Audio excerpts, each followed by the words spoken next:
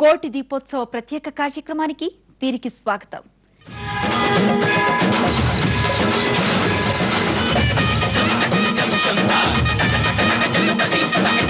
హిందుత్వాన్ని, సనాతన సదాచారాలను, భారతీయ సంస్కృతిని విశ్వవ్యాప్తం చేయడానికి చేపట్టిన భక్తి ఉద్యమం అది. పవిత్రత ద్వారానే ధర్మస్థాపన జరుగుతుంది. శ్రీమన్నారాయణుడు, భోలాశంకరులు వేరువేరు కాదు. ముక్కంటితో పాటు విష్ణుమూర్తికి జరిగిన విశిష్ట పూజలు, పరిణయ మహోత్సవంతో భూకైలాసం వైకుంఠాన్ని తలపించింది. శతకోటి దీప వెలుగులు, నిత్య కళ్యాణం, పచ్చ తోరణంతో ఎన్టీఆర్ స్టేడియం కాంతులీనింది.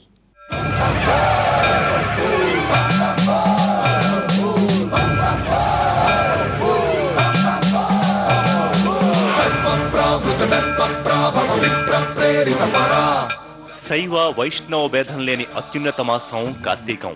స్నాన, జపాలు, పూజలు, ఉపవాసాలు, వ్రతాలు, దీపాలు వెలిగించడం, దీపదానము, వనభోజనాల వల్ల జన్మజన్మల పాపాలను ప్రక్షాళన చేసి అనంత పుణ్య ఫలాలను ప్రసాదించే మహిమాన్విత మాసం. శివాలయాల్లో, వైష్ణవాలయాల్లో గోపురం వద్ద దేవుని సన్నిధానంలో గాని, ఆలయ ప్రాంగణంలో గాని దీపాలు వెలిగించిన వారికి సర్వ పాపాలు హరించి కైలాస ప్రాప్తి కలుగుతుందని శాస్త్రవచనం. ఇతరులు వెలిగించిన దీపం ఆరిపోకుండా చూడడము పుణ్యప్రదమే. శివ విష్ణు భేదాలున్న సమయంలో కార్తీక మాసాన్ని ఏకరీతిన ఆచరించడం, సమాజంలో సామరస్యపూర్వక వాతావరణాన్ని తీసుకొచ్చేందుకు దీపాలు పెడతాం. ఈ కోటి దీపోత్సవ నిర్వహణతో భక్తజనం జన్మ జన్మలకు సరిపడినంత పుణ్య ఫలాలను మూటగట్టుకుంటున్నారు. తమ భేదాలు వదిలి సమాజమంతా ఓ తాటిపైకొస్తోంది. ఆధ్యాత్మిక రససాగరంలో తెలియాడుతోంది. ఈ అద్భుత ఘట్టంతో సకల జీవరాశులే కాదు, రాళ్లు, రప్పలు, వృక్షాలు సైతం ముక్తి పొందుతున్నాయి.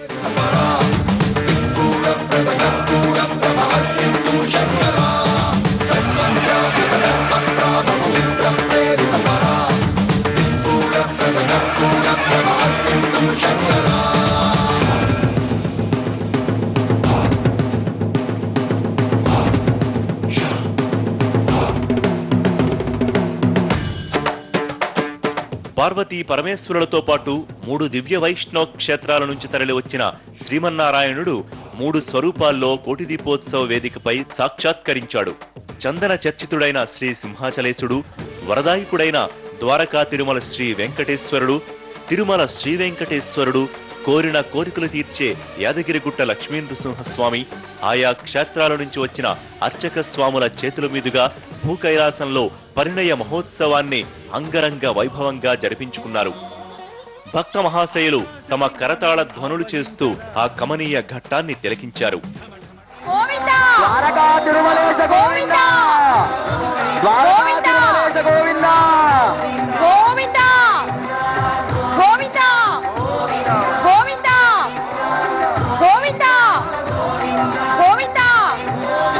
సింహాచలవాస గోవింద గోవింద, భక్తవత్సల గోవింద గోవింద, ద్వారకా తిరుమల వాస గోవింద గోవింద, నీలమేఘ శ్యామ గోవింద గోవింద, యాదగిరిగుట్ట లక్ష్మీ నృసింహస్వామి గోవింద గోవింద.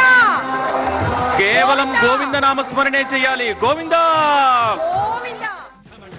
శ్రీ శ్రీ శ్రీ సుబుధేంద్ర తీర్థస్వామి, ఉడిపి శాఖామఠం బండార్ఖరి మఠాధీశులు శ్రీ విద్యేశతీర్థస్వామి, జోషిమఠం ఉత్తరాధికారి శ్రీ అభిముక్తేశ్వరానంద సరస్వతి స్వామి తమ ప్రవచన సుమాలతో భక్తులకు జ్ఞానబోధ చేశారు.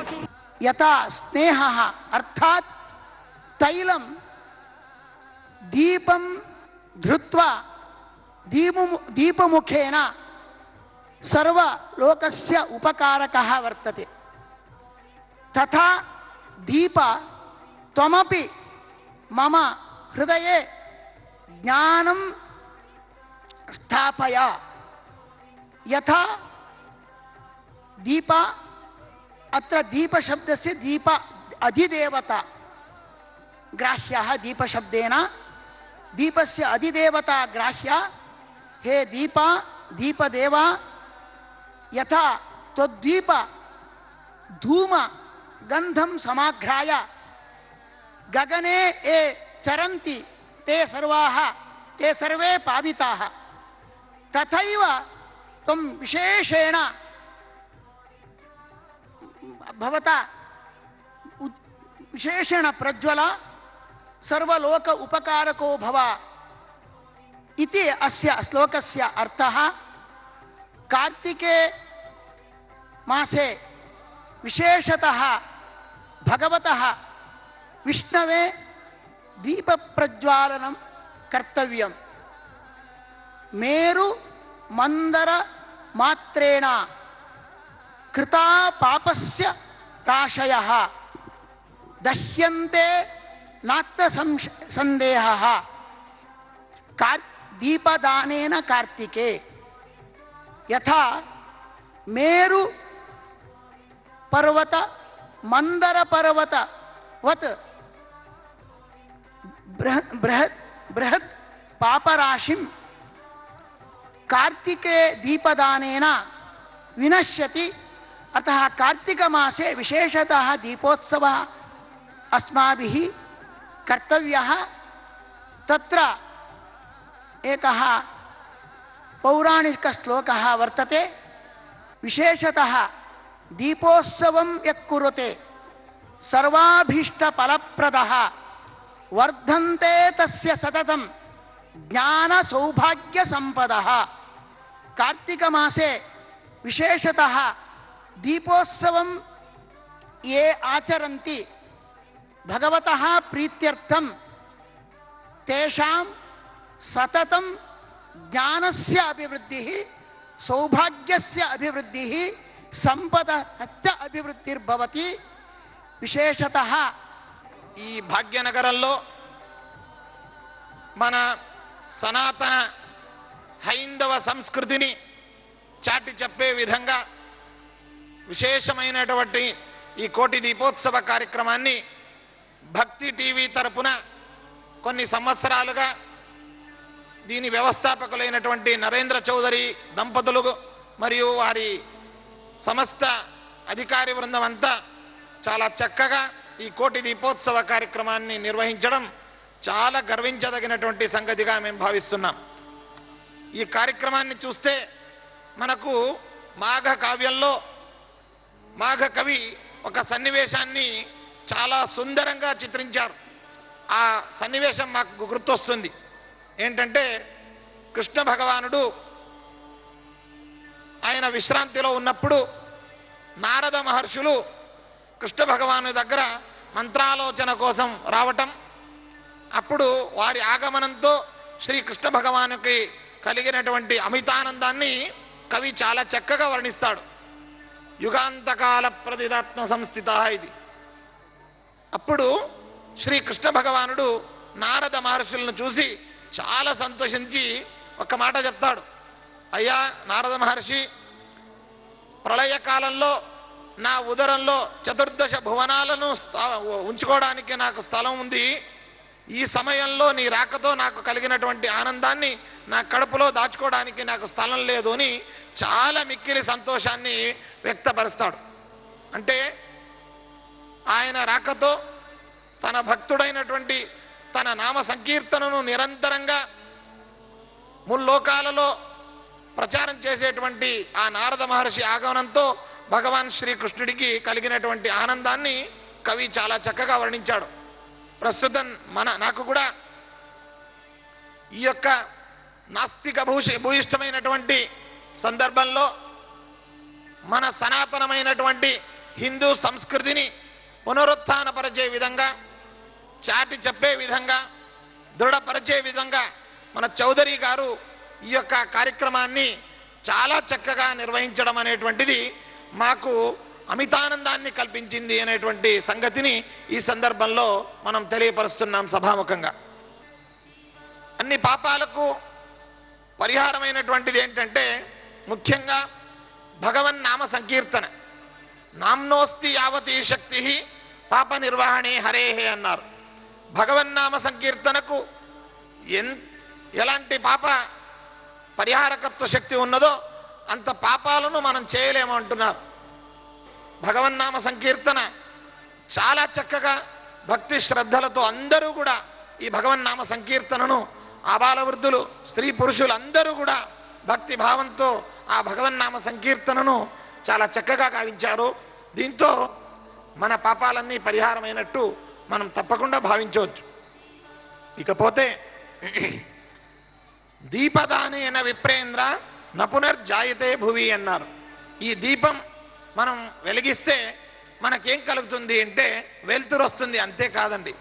నపునర్జాయతే భువి, ఈ అపారమైనటువంటి కష్టసాగరం, ఈ సంసార సాగరం ఏముంది, ఈ సంసార సాగరం నుండి మనం తరించి పునర్జన్మం అనేటువంటిది మాకు ఉండదు అనేటువంటిది ఈ పురాణాల్లో వేదశాస్త్రాల్లో చెబుతున్నారు. ఇక మనం అన్ని దానాలు చేస్తున్నాం, విద్యాదానం చేస్తున్నాం, అన్నదానం చేస్తున్నాం, జలదానం చేస్తున్నాం, కన్యాదానం చేస్తున్నాం, ఇలా అనేక దానాలను చేస్తున్నాం. వీటిని గురించి పురాణాల్లో చాలా చక్కగా వివరించారు. ఏకత సర్వదానాని దీపదానాని చైకత కార్తికేన సమం ప్రోక్తం దీపదో హ్యధిక స్మృత అన్నారు. ఈ కార్తీక మాసం చాలా పవిత్రమైనటువంటి మాసం. అందుకే వేదవ్యాస మహర్షులు కార్తీక మాసం గురించి చాలా చక్కగా స్కాంద పురాణంలో వర్ణించారు. న కార్తీక సమో మాస న కృతేన సమం యుగం అన్నట్టుగా కార్తీక మాసానికి సమానమైనటువంటి మాసం మరొకటి లేదు. పుణ్య సంపాదనకు అత్యంత మారు పేరైనటువంటిది ఈ యొక్క కార్తీక మాసం అన్నారు. ఈ కార్తీక మాసంలో అన్ని దానాలు ఒక పక్కన ఉంచితే ఈ దీపదానం అనేటువంటిది దానికి దీపదానానికి సమానమైనటువంటి దానమే మరొకటి లేదు అనేటువంటిది పురాణాల్లో చాలా చక్కగా వివరించారు. శంకర భగవానుడు పార్వతీదేవికి ఈ యొక్క దీప మహిమను వివరిస్తూ నిమిషం కానీ నిమిషార్థం కానీ దీపాన్ని భగవత్ సన్నిధానంలో పవిత్రమైనటువంటి గోశాలలో తులసి కోటలో మనం వెలిగిస్తే దాని యొక్క పుణ్యం ఏంటంటే భవేదేకస్య దీపస్య భూమౌ రాజ్యం భవేదితి. ఒక్క దీపాన్ని మనం వెలిగిస్తే భూమి యొక్క రాజ్యాధిపత్యం అనేటువంటిది మనకు లభిస్తుంది అని పురాణాల్లో చెబుతున్నారు. బహూనాంతు ఫలం వక్తుం అహం నార్హామి పార్వతి. ఇకపోతే ఇలా కోటి లక్ష దీప సహస్ర దీపోత్సవం యొక్క పుణ్యాన్ని శంకర భగవానుడే, ఆ ఆది శంకరుడే వర్ణించడానికి కుదరదు అని పార్వతికి చెబుతున్నాడు. ఇక ఈ దీపం గురించి పురాణంలో ఒక చిన్న గాథ ఉంది. కార్తీక మాసంలో ఏకాదశి పర్వదినంలో దేవాలయంలో వెలిగించినటువంటి ఒక దీపం, అప్పుడు ఆ దీపం ఆరిపోతూ ఉండగా ఒక మూషిక అంటే ఎలుక ఆ దీపాన్ని ఆ ఒత్తులను తినడానికి అక్కడ రావడం జరుగుతుంది. ఆ మూషిక నాలుకతో ఒత్తిని లాగి తినడానికి అది అలా ముందుకు సాగుతుంది. ఆరిపోయేటువంటి దీపం ప్రజ్వలితం అవుతుంది. అప్పుడు ఆ మూషికానికి ఆ మూషిక జన్మం ఏమి శాపంతో వచ్చింది, అది పరిహారమై సాధన శరీరమైనటువంటి మానవత్వం దానికి లభించింది అనేటువంటి విషయం పురాణాల్లో చాలా చక్కగా వివరించారు. ఇంకా ఏవం యక్కురుతే మర్త్యః కోటి దీప ప్రదీపనం జ్ఞానం ఉత్పద్యతే తస్య సంసార భయనాశనం అన్నారు. ఈ కోటి దీపోత్సవంతో మనకేం కలుగుతుంది అంటే జ్ఞానం ఉత్పద్యతే తస్య, మనకు జ్ఞానం అజ్ఞాన నివృత్తి అయి జ్ఞానం అనేటువంటిది మనకు లభిస్తుంది. అంతేకాక సంసార భయనాశనం, ఈ భయంకరమైనటువంటి సంసారం ఏముంది దీని యొక్క నాశం అంటే మనకు సంసార దుఃఖం యొక్క విముక్తి అనేటువంటిది కలుగుతుంది. ఇంతేకాక బాల్యే వయసి యత్పాపం యవ్వనే వాపి యత్కృతం అన్నారు. బాల్యంలో మనం చేసినటువంటి పాపం అన్నిటికీ పరిహారం ఈ కోటి దీప ప్రజ్వాలన. అంతేకాక యవ్వనంలో చేసినటువంటి పాపం దాని యొక్క పరిహారానికి ఈ కోటి దీపోత్సవం. వార్ధకే వికృతం పాపం తత్సర్వం నశ్యతి ధ్రువం అన్నారు.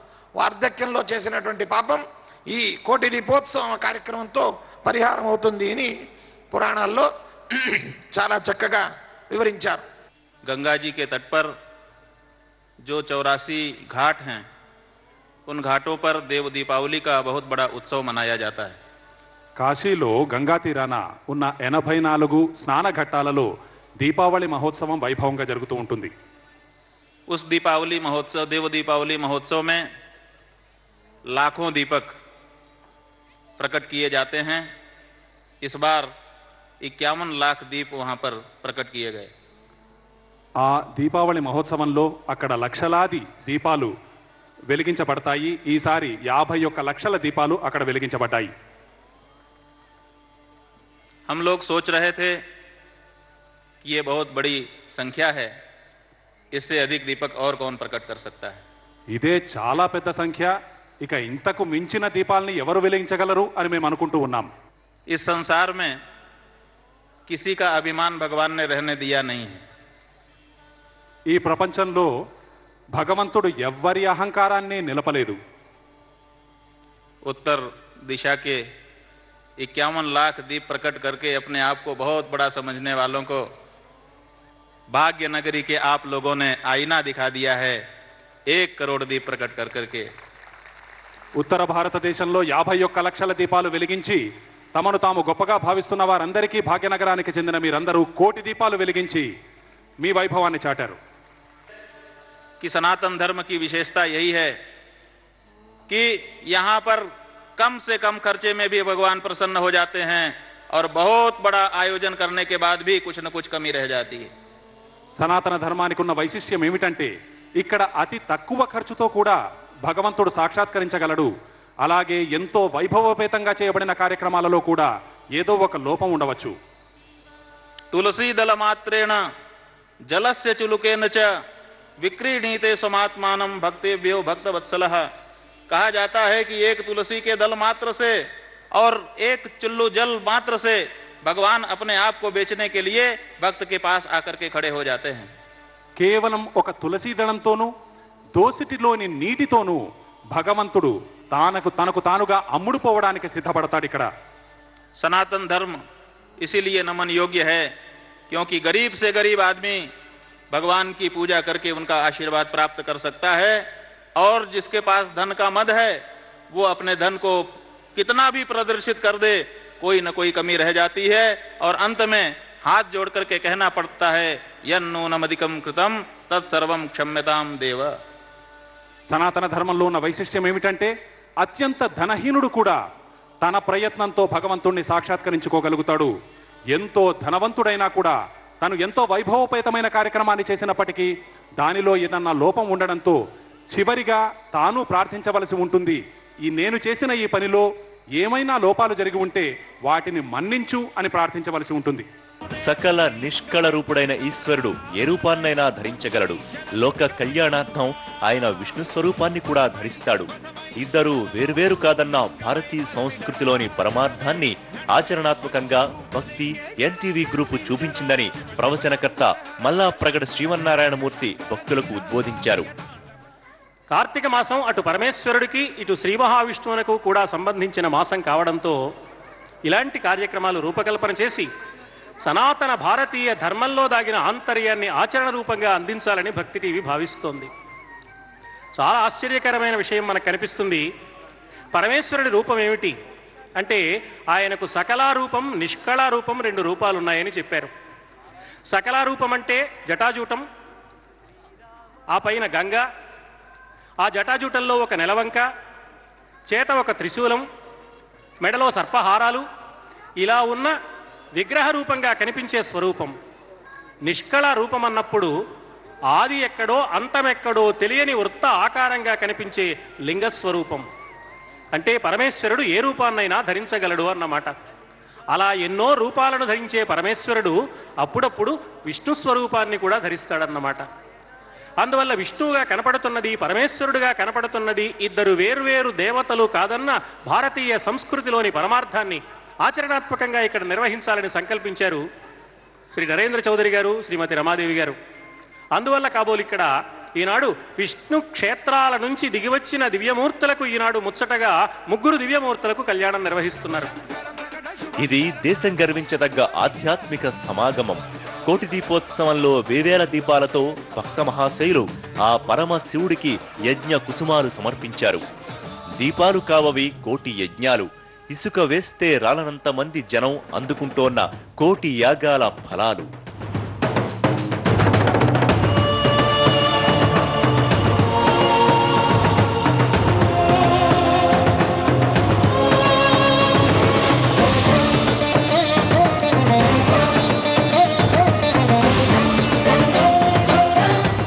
13వ రోజు కోటి దీప దీక్ష విశేషాలను చూసే ముందు ఇప్పుడు మరో చిన్న విరామం తీసుకుందాం.